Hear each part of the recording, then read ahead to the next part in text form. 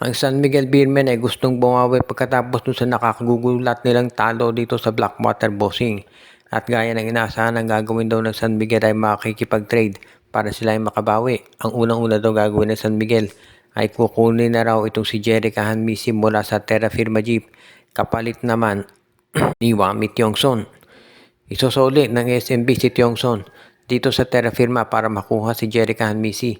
Pagkatapos daw niyan, ititrade naman nila ito si Chris Miller dito sa Titan Ultra para kay Fran Yu. So magdadagdag sila ng scorer at ng isang point guard. Doon sa dalawang bagay na yan, sa tingin ko mas importante yung point guard, no? Dahil hindi kaya ng San Miguel, hindi sila pwede na magre-rely na lamang dito kay Chris Ross.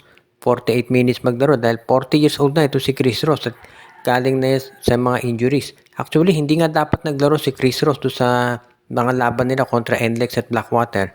Pero napilitan si Coach Leo Austria na gamitin si Chris Ross dahil nga to si Wami Tiongson ang hina sa depensa at ang hina din sa opensa. Kaya nga napilitan siya na gumamit. Kaya napaaga yung pagbalik ni Chris Ross mula sa injury. Kaya nga itong San Miguel ngayon gustong kumuha ng ibang point guard na pwedeng magamit. Kaya nga sa ngayon itong San Miguel, bukod dito sa pag-acquire nila sa nasabing player, sa tingin ko, meron pa silang mga ibang kukunin bukod kay Jeric at dito na rin kay Fran Yu.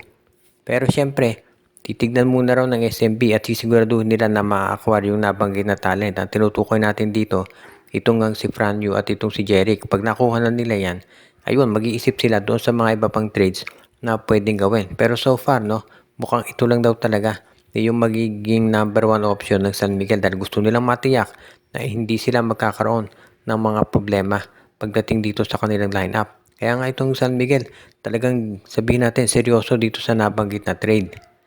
At nabanggit natin yung mga trade transactions, no? Ito raw Meralco Bolts, kinakausap ng masinsinan talaga itong Raynor Shine Elasto Painters dahil gusto raw nilang makuha itong si Anton Asistio. At willing naman daw sila na i-trade nakapalit si Anjo Karam. Pero si Coach Cheng Giao understandably ayaw makipag-trade ngayon dahil ang ganda ng tinatakbo ng Raynor Shine.